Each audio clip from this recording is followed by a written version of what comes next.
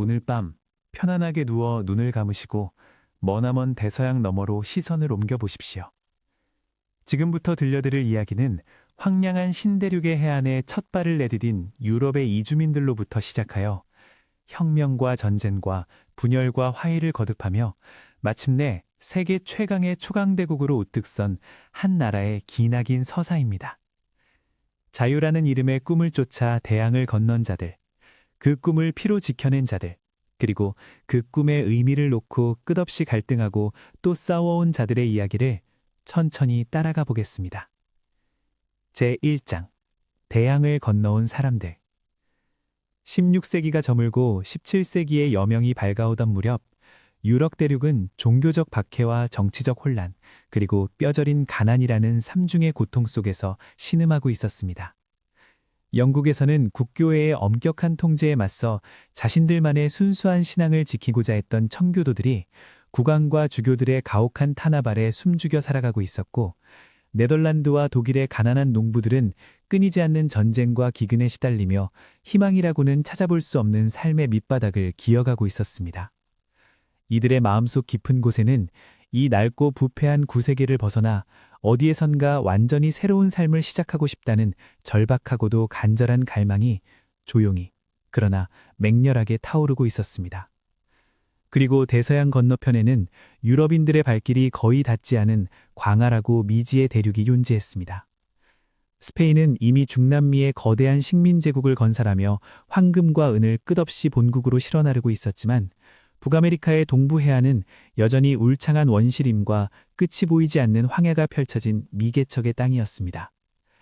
이 거칠고 위험하지만 동시에 무한한 가능성을 품고 있는 신대륙을 향해 1607년 영국의 모험가들이 이끄는 세 척의 작은 배가 체서피크만의 깊숙한 강억 위에 닻을 내렸습니다. 그들이 세운 작은 정착촌의 이름은 제임스타운이었습니다.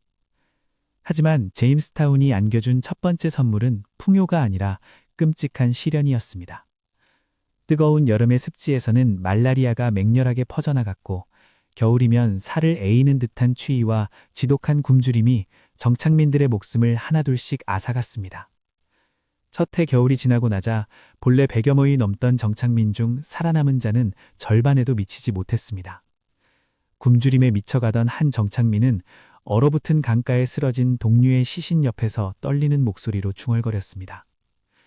우리는 황금의 땅을 찾아 바다를 건넜지만 이곳이 우리에게 안겨준 것은 오직 얼음장 같은 바람과 썩은 물, 그리고 동료들의 차가운 시체뿐이다. 신은 과연 이 저주받은 땅에도 자비를 베푸실 것인가? 제임스타운이 처절한 생존 투쟁을 벌이고 있던 그 무렵, 대서양 건너 영국의 항구에서는 또 다른 무리의 사람들이 전혀 다른 꿈과 결의를 품고 신대륙을 향한 항해를 준비하고 있었습니다. 1620년 10월, 102명의 청교도와 그 가족들을 태운 낡고 작은 범선 메이플라워호가 영국 플리머스 항에 닻을 올렸습니다. 이들은 황금이나 향신료를 찾아 떠나는 탐험가가 아니었습니다. 영국 국교회의 가혹한 종교 탄압을 피해 자신들의 신앙을 자유롭게 실천할 수 있는 새로운 세계를 건설하겠다는 맹렬하고도 숭고한 사명감으로 가슴이 가득 찬 순례자들이었습니다. 66일간의 험난한 항해 끝에 메이플라워호가 마침내 매사추세츠의 차갑고 황량한 해안에 닻을 내렸을 때 그들의 눈앞에 펼쳐진 것은 끝없이 이어지는 검은 숲과 얼어붙은 대지뿐이었습니다. 하지만 이 작은 무리의 사람들은 배에서 내리기도 전에 역사의 길이 남을 하나의 약속을 맺었습니다. 그것은 바로 메이플라워 서약이었습니다. 우리는 신의 영광과 기독교 신앙의 발전을 위하여, 그리고 국왕과 조국의 명예를 위하여 이 항해를 감행하였으며, 이 자리에서 엄숙하고도 상호 간에 하나의 시민 정치체를 결성할 것을 서약한다. 이 서약은 왕이나 귀족이 위에서 내려준 법이 아니라 평범한 사람들이 스스로 합의하여 만든 자치의 규약이었습니다. 비록 차가운 바닷바람 속에서 떨리는 손으로 서명한 초라한 종이 한 장에 불과했지만, 이 작은 약속 속에는 훗날 거대한 민주공화국의 뿌리가 될 씨앗이 조용히 심어져 있었습니다. 첫 번째 겨울은 지독하고도 참혹했습니다. 혹한과 괴혈병, 그리고 끔찍한 굶주림이 순례자들을 무자비하게 덮쳤고, 봄이 오기도 전에 절반 가까운 사람들이 차딘 땅속에 묻혀야 했습니다. 하지만 살아남은 자들은 원주민 완파노아 부족의 도움으로 옥수수를 심고 사냥하는 법을 배웠고 이듬해 가을 첫 수확의 기쁨을 원주민들과 함께 나누었습니다. 이것이 훗날 미국인들이 추수감사절이라 부르는 전통의 시작이었습니다. 제임스타운과 플리머스를 시작으로 17세기 내내 유럽의 각지에서 수만 명의 이주민들이 끊임없이 대서양을 건너 북아메리카의 동부 해안에 뿌리를 내리기 시작했습니다. 종교의 자유를 찾아온 퀘이커 교도들은 펜실베니아에 평화로운 정착촌을 세웠고 카톨릭 신자들은 메릴랜드에 안식처를 마련했으며 네덜란드 상인들은 허드슨강 하류에 뉴 암스테르담이라는 무역 거점을 건설했습니다. 이 뉴 암스테르담은 훗날 영국의 손에 넘어가 뉴욕이라는 이름으로 불릴 것이었습니다. 이렇게 대서양 연안을 따라 13개의 영국 식민지가 하나둘씩 형태를 갖추어 갔고 각기 다른 종교와 문화와 경제적 기반을 가진 이 식민지들은 영국 왕실의 느슨한 통치 아래 저마다의 방식으로 자치와 자립의 전통을 조용히 키워나가고 있었습니다. 제2장 혁명의 불꽃 13개의 식민지가 신대륙의 척박한 땅 위에 뿌리를 내리고 점차 번영의 열매를 맺어가던 18세기 중반 대서양 건너 영국 본국에서는 식민지를 향한 냉혹한 시선의 변화가 시작되고 있었습니다. 1756년부터 1763년까지 7년 동안 영국은 프랑스와 전 세계의 식민지 패권을 놓고 처절한 전쟁을 벌였습니다. 영국은 승리를 거두었지만 그 대가로 국가의 금고는 바닥을 드러내고 말았습니다. 텅 빈 국고를 바라보던 영국 의회의 시선은 자연스럽게 대서양 너머 점점 부유해져가는 아메리카 식민지들을 향했습니다. 1765년 인지세법이 선포되었습니다. 식민지에서 사용되는 모든 인쇄물, 신문과 법률 문서와 심지어 카드놀이 폐해까지 영국 왕실의 인지를 붙여야 한다는 이 법령은 식민지인들의 가슴에 맹렬한 분노의 불꽃을 지폈습니다. 문제의 핵심은 세금의 액수가 아니었습니다. 식민지인들에게는 영국 의회에 자신들의 대표를 보낼 권리가 없었고 자신들의 동의 없이 일방적으로 부과된 세금은 곧 자유에 대한 모독이나 다름없었습니다. 보스턴의 거리에서는 성난 시민들의 외침이 메아리쳤습니다. 대표 없이 과세 없다. 우리의 동의 없이 우리의 주머니를 털어가는 것은 도둑질이며 자유로운 영국인의 권리에 대한 명백한 침해다. 영국 의회는 식민지인들의 거센 저항에 한 발 물러서 인지세법을 철회했지만 곧이어 타운젠트법과 차세법 등 새로운 세금을 연이어 부과하며 식민지에 대한 경제적 압박의 고삐를 더욱 죄어갔습니다. 이 끈질기고 집요한 과세 정책은 식민지인들의 내면에 자라나고 있던 반영 감정을 걷잡을 수 없는 거대한 분노의 불길로 키워나갔습니다. 1773년 12월 보스턴 항구의 차가운 밤바다 위에서 역사의 물줄기를 바꿀 대담한 사건이 벌어졌습니다. 원주민의 복장으로 위장한 보스턴의 급진적인 시민들이 정박 중이던 동인도 회사의 선박에 기어올라 342상자에 달하는 막대한 양의 차 화물을 차가운 바닷물 속으로 거침없이 집어던진 것입니다. 이것이 바로 보스턴 차 사건이었습니다. 참가자 중 한 사람이었던 조지 휴스는 훗날 이렇게 회고했습니다. 우리는 결코 난동을 부리려 한 것이 아니었다. 우리는 자유로운 인간으로서 부당한 압제에 맞서 저항할 수밖에 없었던 것이다. 격분한 영국 의회는 보스턴 항구를 완전히 봉쇄하고 매사추세츠의 자치권을 박탈하는 참을 수 없는 법률들을 연이어 통과시켰습니다. 영국 왕실은 이 가혹한 처벌이 식민지의 불순한 기운을 단번에 잠재울 것이라 확신했지만 결과는 정반대였습니다. 보스턴 하나를 짓누르려 한 영국의 철권은 오히려 13개 식민지 전체를 하나로 묶어주는 강력한 접착제가 되고 말았습니다. 1775년 4월 19일 새벽에 어스름이 채 가시지 않은 매사추세츠의 렉싱턴 마을 광장에서 영국 정규군과 식민지 민병대 사이에 첫 번째 총성이 울려 퍼졌습니다. 그 총성이 누구의 손가락에서 비롯되었는지는 역사의 안개 속에 묻혀 있지만 랠프 월도 에머슨이 훗날 세상을 울린 한 발의 총성이라 노래한 그 소리는 대서양을 건너 전 세계에 메아리치는 혁명의 신호탄이 되었습니다. 1776년 여름 필라델피아의 무덥고 답답한 회의장에서 13개 식민지의 대표들이 모여 인류 역사상 가장 위대한 문서 중 하나를 세상에 내놓았습니다. 토머스 제퍼슨이 초안을 작성한 독립선언서는 차분하면서도 결연한 문장으로 선포했습니다. 우리는 다음의 진리가 자명하다고 믿는다. 모든 인간은 평등하게 창조되었으며 창조주로부터 양도할 수 없는 일정한 권리를 부여받았다. 그 권리 중에 생명과 자유와 행복의 추구가 있다. 이 선언문에 서명한 대표들은 자신들이 대영제국이라는 세계 최강의 물살력에 정면으로 도전장을 내밀었다는 사실을 뼛속 깊이 자각하고 있었습니다. 벤자민 프랭클린은 동료들을 향해 특유의 날카로운 유머를 섞어 경고했습니다. 우리는 반드시 함께 매달려야 합니다. 그렇지 않으면 우리는 틀림없이 따로따로 매달리게 될 것입니다. 이 말 속에는 반역자로 교수대에 매달릴 수 있다는 냉혹한 현실인식이 서늘하게 담겨 있었습니다. 독립을 선언한 것과 독립을 쟁취하는 것은 전혀 다른 차원의 문제였습니다. 대륙군의 총사령관으로 임명된 조지 워싱턴이 이끄는 식민지군은 훈련도, 장비도, 보급도 턱없이 부족한 오합지존에 가까웠습니다. 반면 그들이 상대해야 할 영국군은 당대 세계 최강의 육군과 해군을 보유한 거대한 제국이었습니다. 1776년 겨울, 뉴저지의 얼어붙은 들판에서 연패에 연패를 거듭하며 사기가 바닥을 떨어진 대륙군은 사실상 와해 직전이었습니다. 신발도 없이 맨발로 눈 속을 행군하던 병석들의 핏자국이 하얀 눈 속에 길게 이어져 있었고 탈병정은 하루가 달라 늘어만 갔습니다. 하지만 워싱턴은 가장 절망적인 순간에 가장 대담한 결단을 내렸습니다. 1776년 크리스마스 밤, 살을 에이듯이 파는 한파와 거센 눈보라가 몰아치는 가운데 워싱턴은 남은 병력을 이끌고 얼음이 떠다니는 델라웨어 강을 도하해 트렌턴에 주둔하던 영국 용병 부대를 기습 공격합니다. 이 무모하기 짝이 없는 작전은 극적인 승리로 끝났고 거의 꺼져가던 혁명의 불씨는 다시 한번 맹렬하게 되살아났습니다. 혁명전쟁은 그로부터 7년이라는 기나긴 세월 동안 계속되었습니다. 식민지군은 벨리포지의 지옥 같은 겨울을 견뎌냈고 프랑스의 결정적인 군사 지원을 이끌어냈고 마침내 요크타운에서 영국군 총사령관 코널리스의 항복을 받아내는 데 성공했습니다.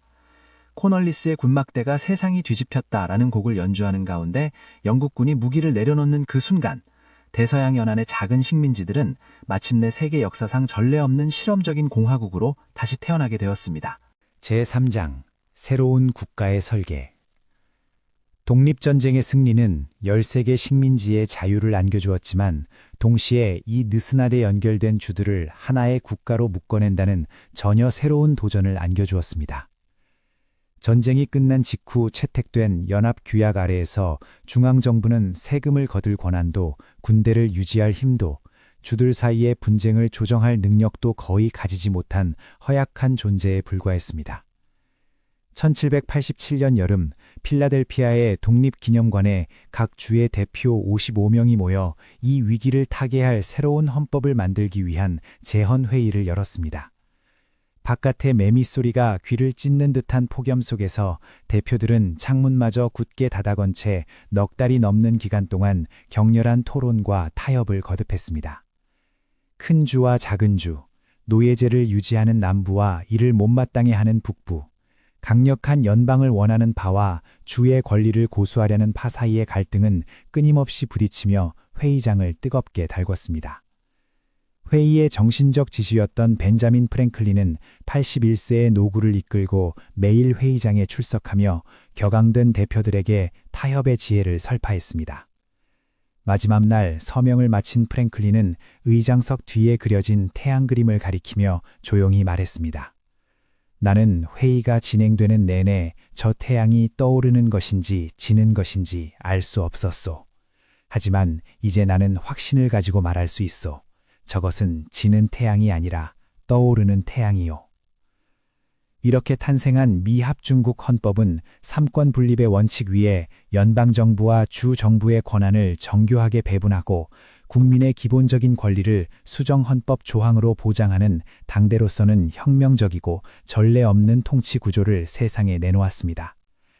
1789년 4월 뉴욕의 연방회의관 발코니에서 조지 워싱턴이 초대 대통령으로 취임 선서를 했을 때 거리를 가득 메운 시민들의 환호성은 새로운 공화국의 탄생을 축하하는 것이면서 동시에 이 전례 없는 실험이 과연 성공할 수 있을 것인가에 대한 간절한 기도이기도 했습니다. 제4장 서쪽으로 서쪽으로. 새로운 공화국이 대서양 연안에서 첫걸음을 내딛고 있던 바로 그 시기, 끊임없이 펼쳐진 서쪽의 광활한 땅은 젊은 국가를 거부할 수 없는 힘으로 끌어당기고 있었습니다. 1803년 제3대 대통령 토머스 제퍼슨은 프랑스의 나폴레옹 보나파르트로부터 미시시피강 서쪽의 거대한 영토 루이지애나를 에이커당 불과 3센트도 안 되는 헐값으로 매입하는 데 성공했습니다. 이 한 번의 거래로 미국의 영토는 하루아침에 2배로 불어났고 아직 어떤 유럽인의 발길도 닿지 않은 미지의 서부가 미국의 것이 되었습니다. 제퍼슨은 즉각 메리웨더 루이스와 윌리엄 클라크에게 이 광대한 땅을 탐사하라는 역사적인 명령을 내렸습니다. 1804년 마월 5월 약 30명의 탐험대가 미주리강의 물살을 거슬러 서쪽을 향해 출발했습니다. 2년 반에 걸쳐 로키 산맥의 험준한 봉우리를 넘고 거대한 곰과 눈보라와 끔찍한 굶주림과 싸우며 마침내 태평양의 파도 소리를 듣게 된 이 여정은 미국인들의 심장에 서부라는 이름에 거부할 수 없는 꿈을 깊이 심어주었습니다. 이후 수십 년 동안 명백한 운명이라는 이름 아래 수백만 명의 사람들이 마차양의 가재도구를 싣고 서쪽으로 향하는 기나긴 여정에 올랐습니다. 오리건 트레일과 산타페 트레일을 따라 끊임없는 대평원을 횡단하는 이 여정은 결코 낭만적인 모험이 아니었습니다. 콜레라와 이질이 마차형 열을 덮쳤고 강을 건너다 익사하거나 들소대에 밟혀 죽는 이들이 속칠하며 트레일을 따라 세워진 수많은 나무 십자가들은 서부로 향하는 꿈의 대가가 얼마나 혹독한 것인지를 말없이 증언했습니다. 그리고 이 서쪽으로의 팽창이 남긴 가장 끔찍하고도 지울 수 없는 상처는 그 땅에 수천 년 동안 살아오던 원주민들에게 가해진 것이었습니다. 1830년 앤드류 잭슨 대통령은 인디언 이주법을 서명하여 남동부의 원주민 부족들을 미시시피강 서쪽으로 강제 이주시켰습니다. 체로키족이 겪어야 했던 눈물의 길에서는 4,000명이 넘는 남녀노소가 추위와 굶주림과 질병으로 목숨을 잃었습니다. 쓰러져가는 동포들을 부축하며 끊임없는 황야를 걸어야 했던 한 체로키 노인은 피눈물을 머금고 말했습니다. 백인들은 우리에게 그들의 글자와 법과 농사를 배우면 형제로 받아주겠다고 약속했다. 우리는 그 모든 것을 배웠다. 하지만 그들이 진정 원한 것은 우리의 땅이었을 뿐 우리의 우정이 아니었다.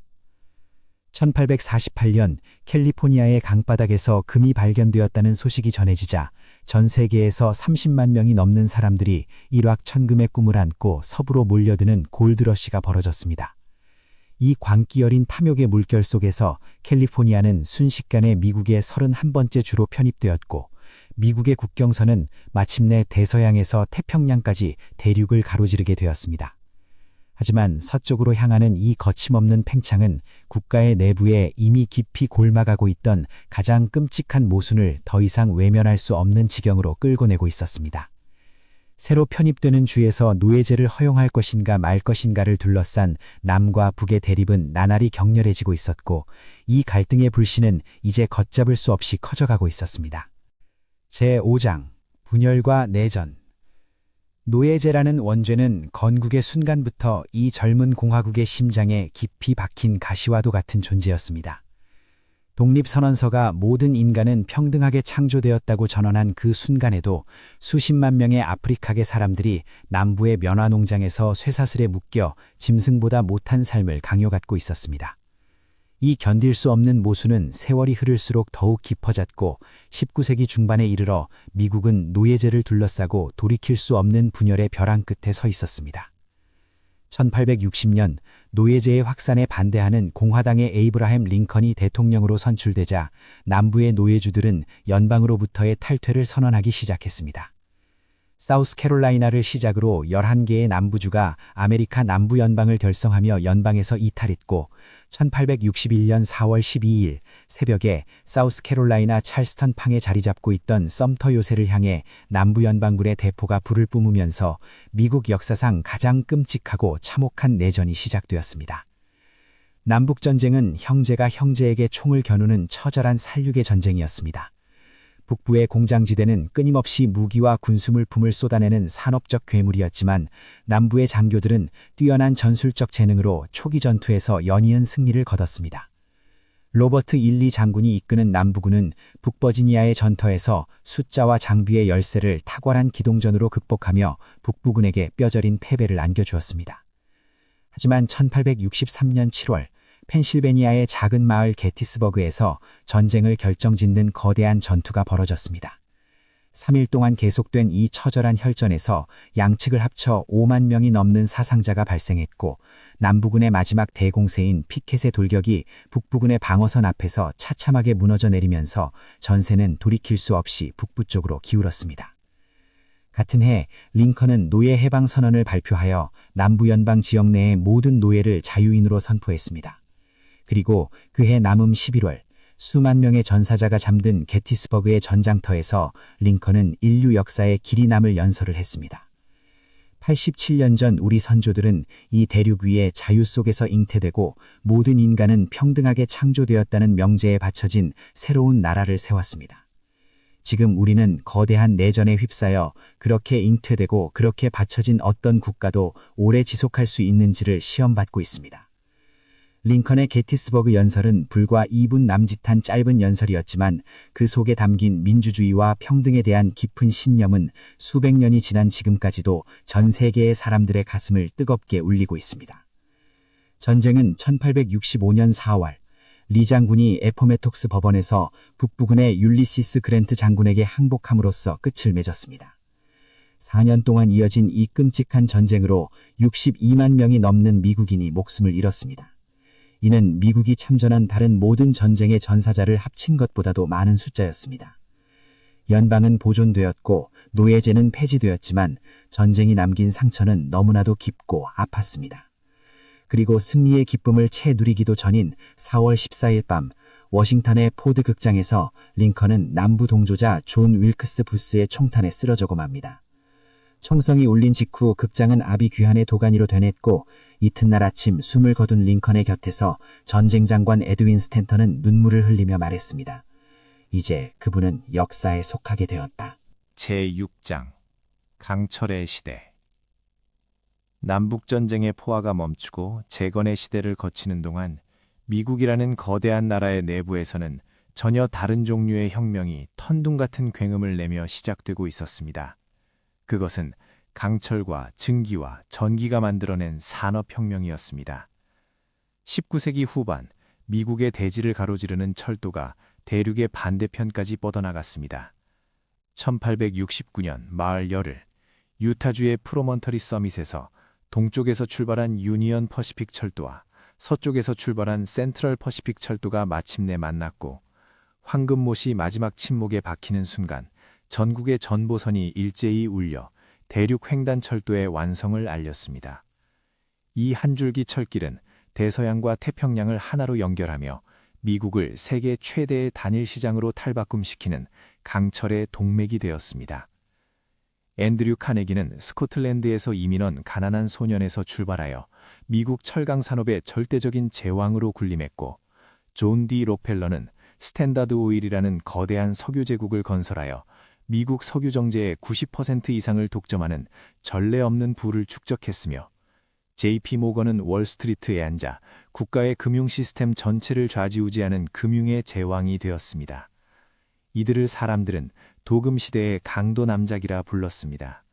그들이 쌓아올린 마천루와 저택은 하늘을 찌를 듯 치솟았지만 그 화려한 궁전의 그림자 아래에는 하루 12시간이 넘게 공장에서 일하면서도 가족을 먹여 살리기 힘든 노동자들의 처절한 삶이 펼쳐져 있었습니다.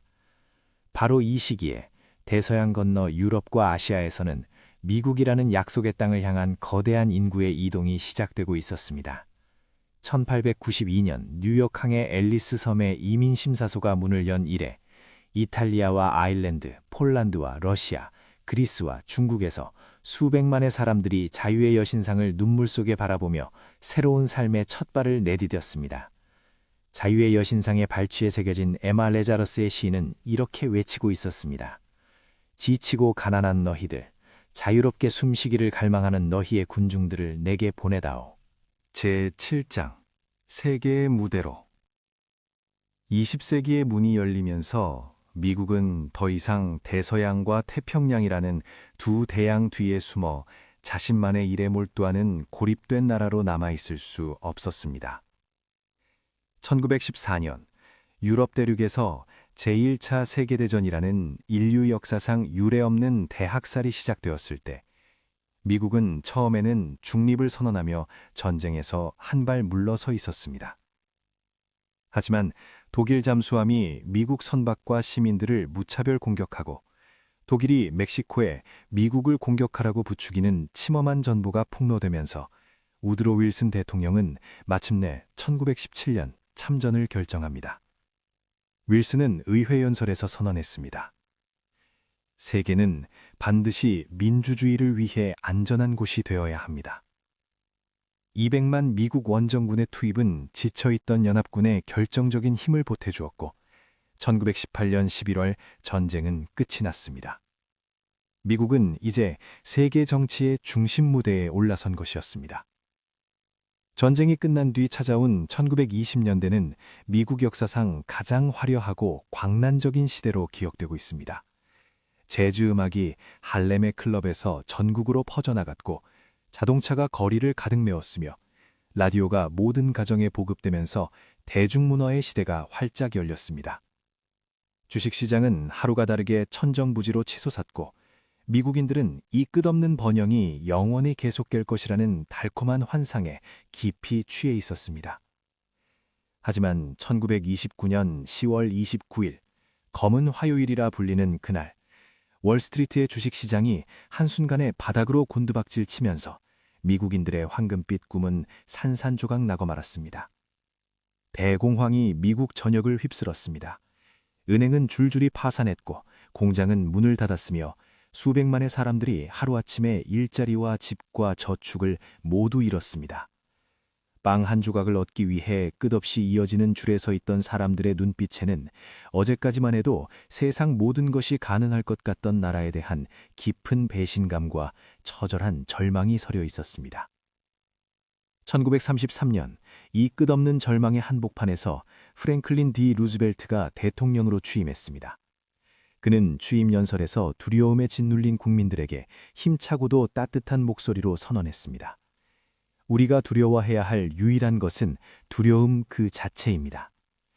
루즈벨트의 뉴딜 정책은 대규모 공공사업과 금융개혁과 사회보장제도의 도입을 통해 절망에 빠진 미국 경제에 생명을 불어넣었고 정부가 국민의 복지에 적극적으로 책임져야 한다는 새로운 사회개혁의 시대를 열었습니다.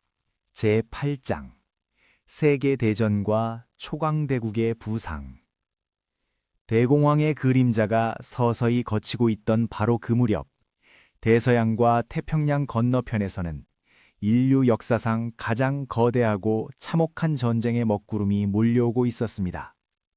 유럽에서는 아돌프 히틀러의 나치 독일이 맹렬한 기세로 이웃나라들을 집어삼키고 있었고, 태평양에서는 군국주의 일본이 아시아 전역으로 침략의 발톱을 뻗치고 있었습니다.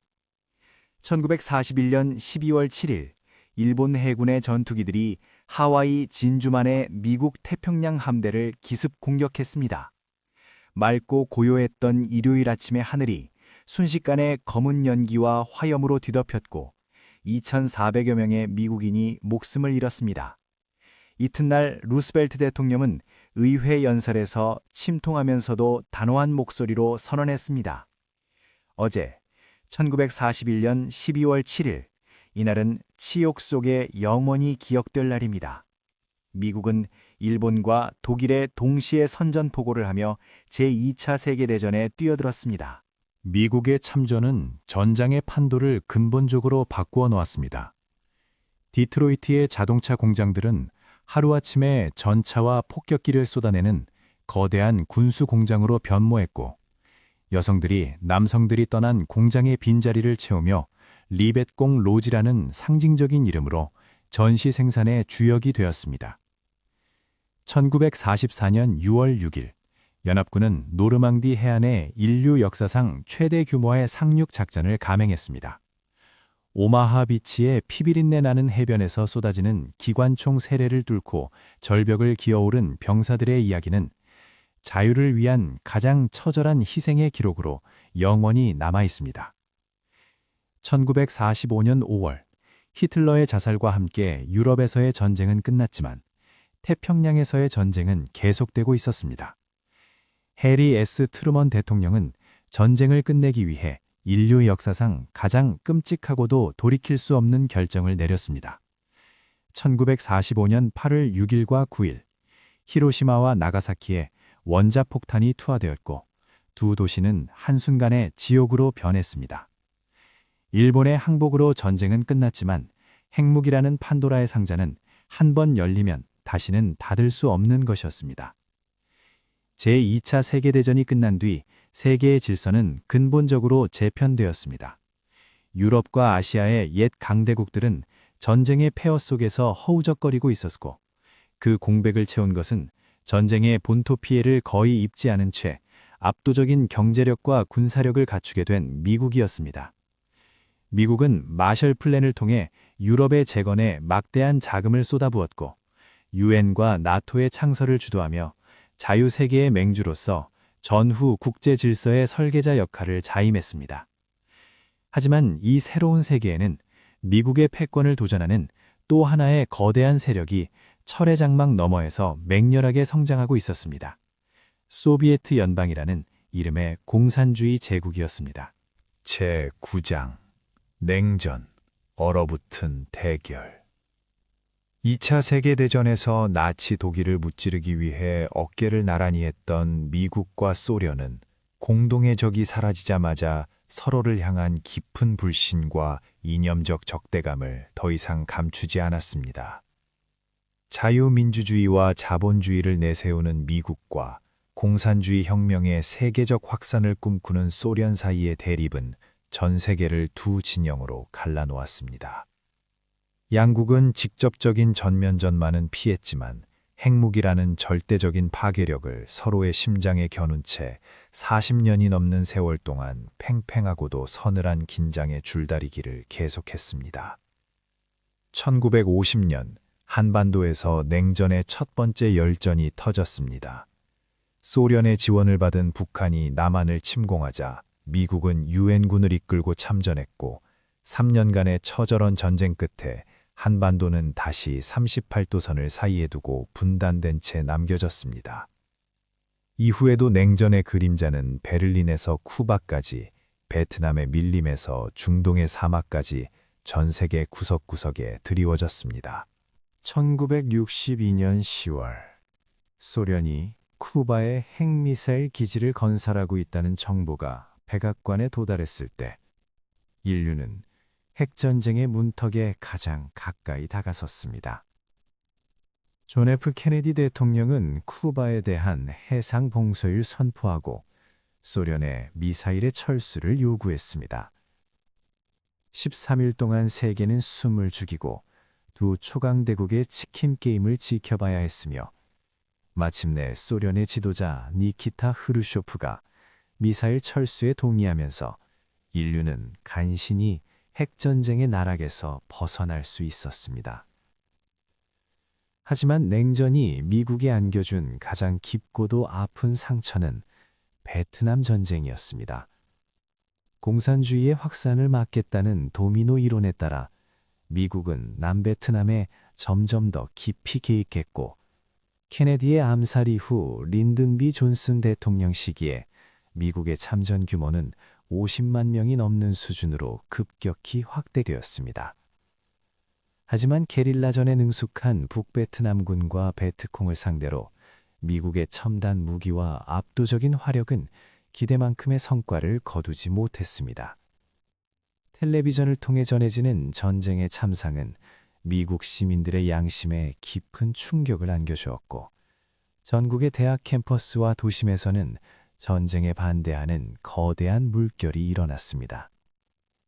1975년 사이공의 함락과 함께 미국은 건국 이래 첫 번째 군사적 패배의 쓴맛을 삼켜야 했고 이 경험은 미국의 자신감과 세계 경찰로서의 역할에 깊은 상처와 의문을 남겼습니다. 제10장 꿈을 향한 투쟁, 시민권 운동. 세계의 자유를 지키겠다고 선언하며 전 세계의 민주주의의 깃발을 높이 들었던 미국이지만 정작 자국 내에서는 수백만의 시민들이 피부색이 다르다는 이유 하나만으로 가장 기본적인 인간의 존엄마저 짓밟히는 끔찍한 현실이 계속되고 있었습니다. 남북전쟁이 노예제를 폐지했지만 그 이후 남부를 중심으로 뿌리 깊이 자리 잡은 짐 크로우법이라 불리는 인종분리법은 흑인들을 백인과 같은 식수대를 사용하지 못하게 하고 같은 버스 좌석에 앉지 못하게 하며 같은 학교에 다니지 못하게 하는 합법적인 차별의 철벽을 세워놓고 있었습니다. 1955년 12월 엘라베마주 몽고메리의 한 시내 버스에서 한 흑인 여성이 자리를 비우라는 백인 승객의 요구를 조용하지만 단호하게 거부했습니다. 로자 팍스라는 이름의 이 여성은 그날 자신이 역사를 바꾸리라는 생각은 하지 못했을 것입니다. 하지만 그녀의 조용한 거부는 381일간 계속된 몽고메리 버스 보이콧이라는 거대한 저항운동을 촉발시켰고 이 운동을 이끈 26세의 젊은 목사가 바로 마틴 루서 킹 주니어였습니다. 킹 목사는 간디의 비폭력 저항 철학을 미국 시민권운동의 핵심 전략으로 채택하며 폭력이 아닌 사랑과 정의의 힘으로 차별의 벽을 무너뜨리겠다는 확고한 신념을 실천에 옮겼습니다.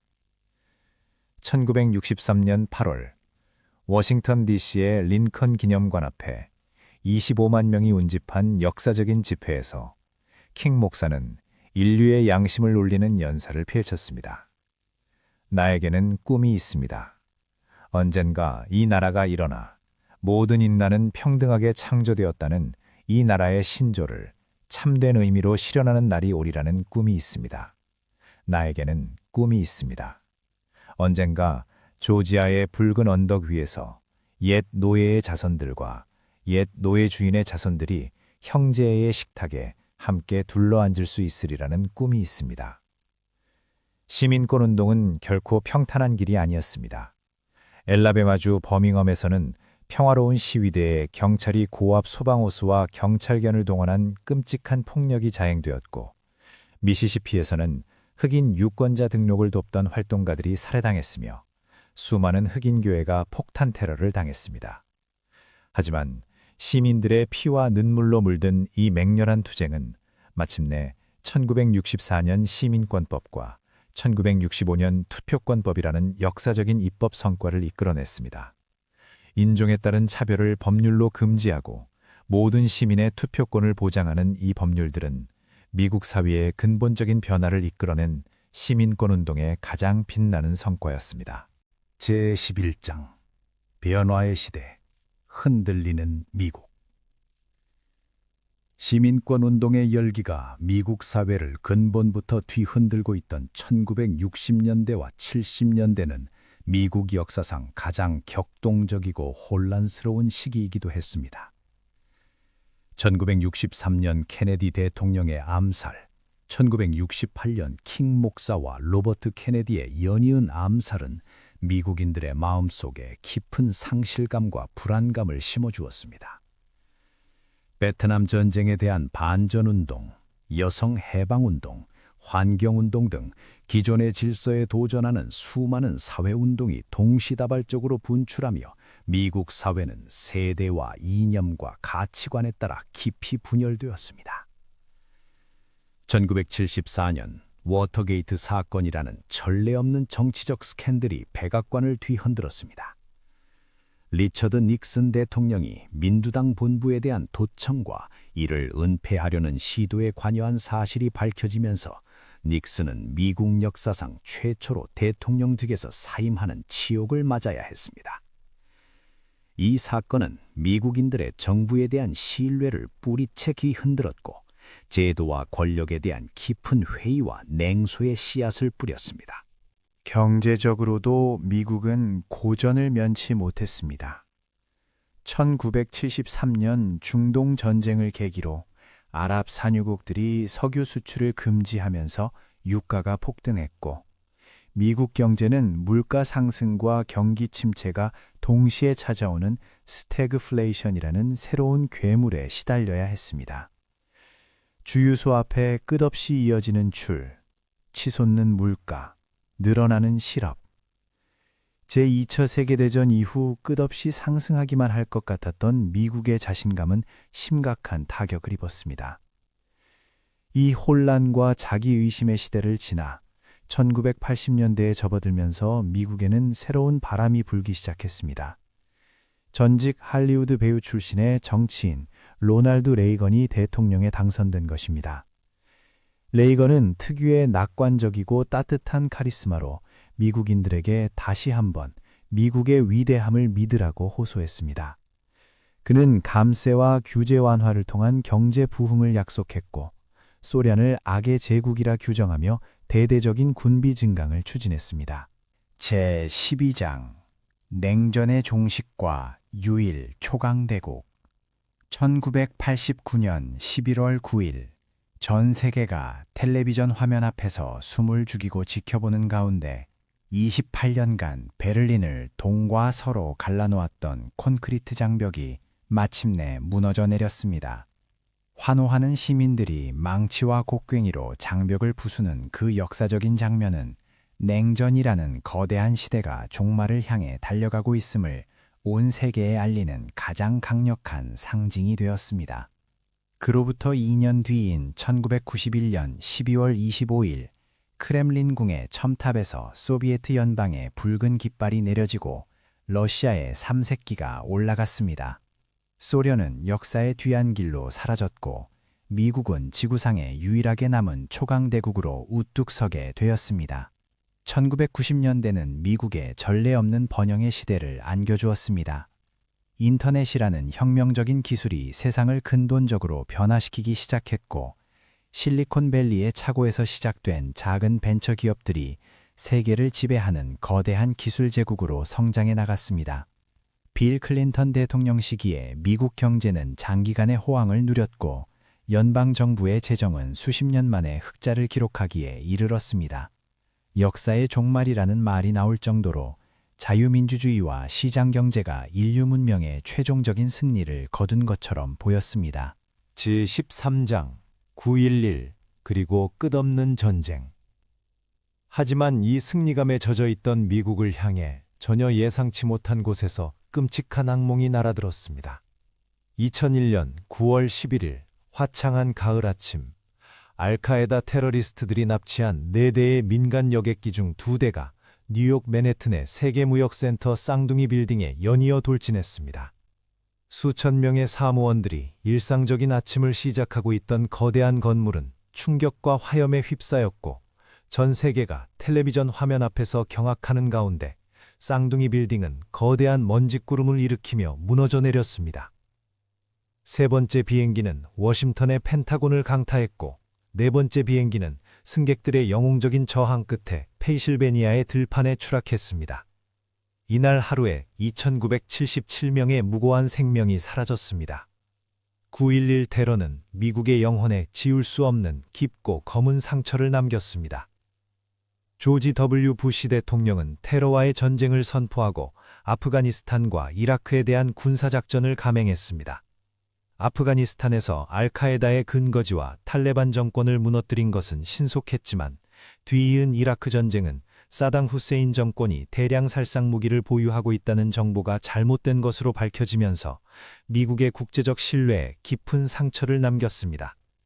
이라크와 아프가니스탄에서의 전쟁은 수천 명의 미국 군인과 수십만 명의 현지 민간인의 목숨을 앗아갔으며 수조 달러에 달하는 천문학적인 비용을 소모하면서 미국의 힘과 명분 모두를 갉아먹었습니다.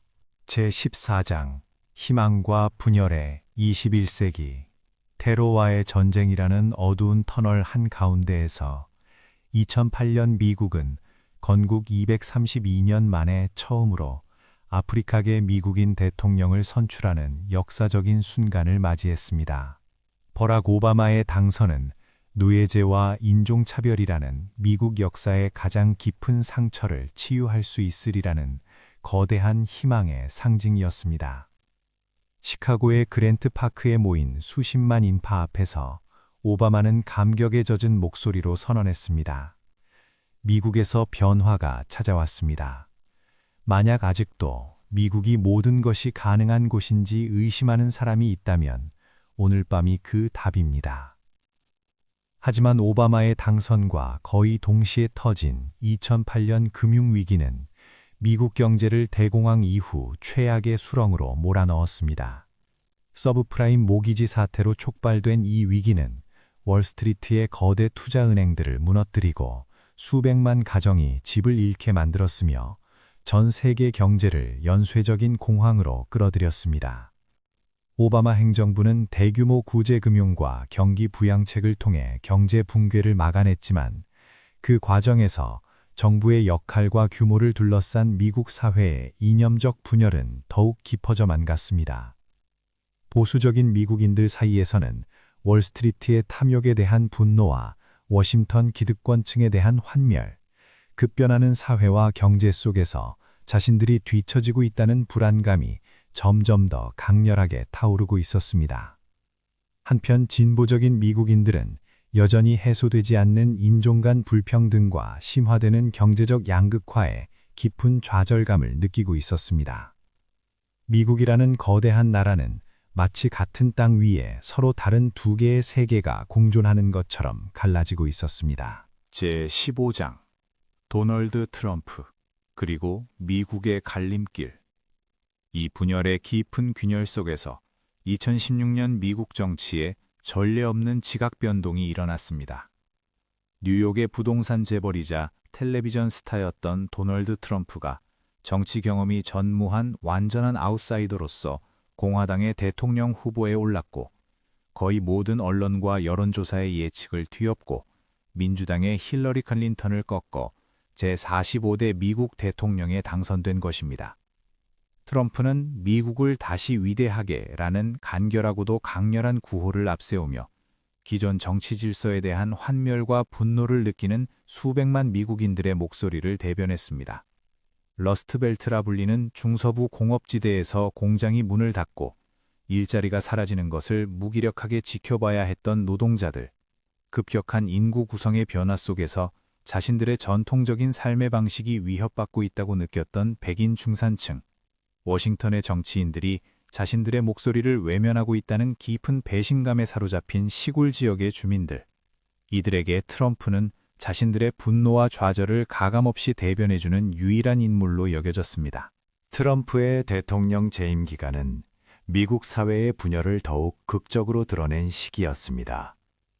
감세와 규제 완화 정책, 보수적인 연방 대법관 임명, 중국과의 무역 전쟁, 그리고 멕시코 국경의 장벽 건설 추진 등 그의 정책은 지지자들에게는 약속 이행으로, 반대자들에게는 민주적 규범에 대한 위협으로 받아들여졌습니다.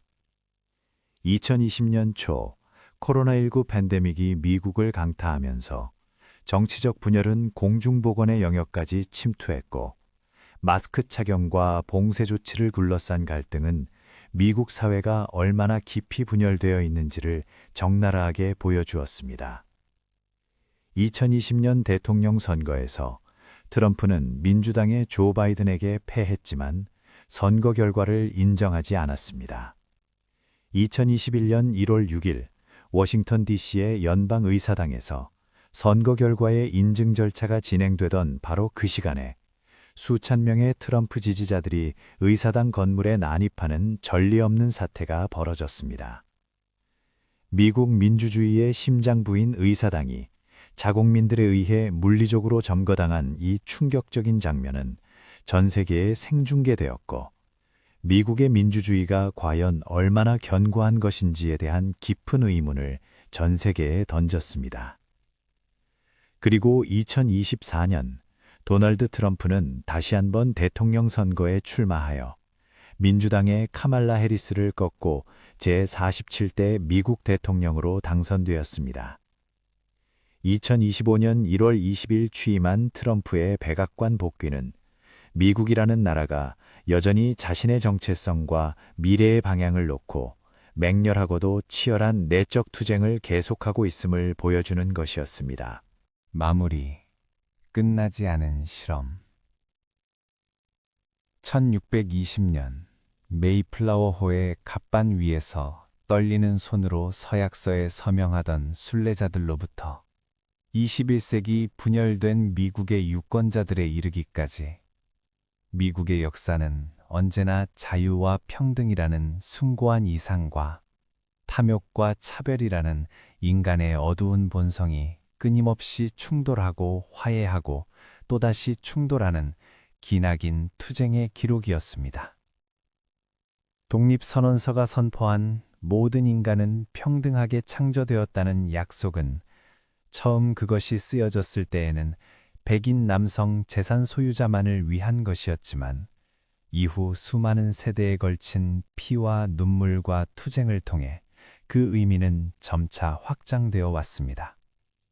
노예의 후손들에게, 여성들에게, 이민자들에게, 그리고 이 땅에서 소외되었던 모든 이들에게 그 약속이 완전히 이행되었다고 말할 수 있는 날은 아직 오지 않았고 어쩌면 영원히 오지 않을 수도 있습니다. 하지만 바로 그렇기 때문에 미국의 이야기는 끝나지 않은 실험이며 그 실험의 결과는 지금 이 순간에도 수억의 미국인들이 매일의 삶 속에서 써나가고 있는 것입니다. 벤저민 프랭클린은 헌법 제정 직후 한 시민으로부터 우리에게 공화국을 주셨습니까? 아니면 군주국을 주셨습니까? 라는 질문을 받았을 때 이렇게 대답했습니다. 공화국이요. 당신이 그것을 지켜낼 수 있다면. 400년의 세월을 관통하는 이 거대한 이야기는 이제 잠시 여기서 멈추지만 미국의 역사는 내일도, 모레도, 그리고 우리가 상상할 수 없는 먼 미래에도 계속하여 새로운 페이지를 써나갈 것입니다. 오늘 밤의 이야기는 여기까지입니다. 편안한 밤 되시길 바랍니다.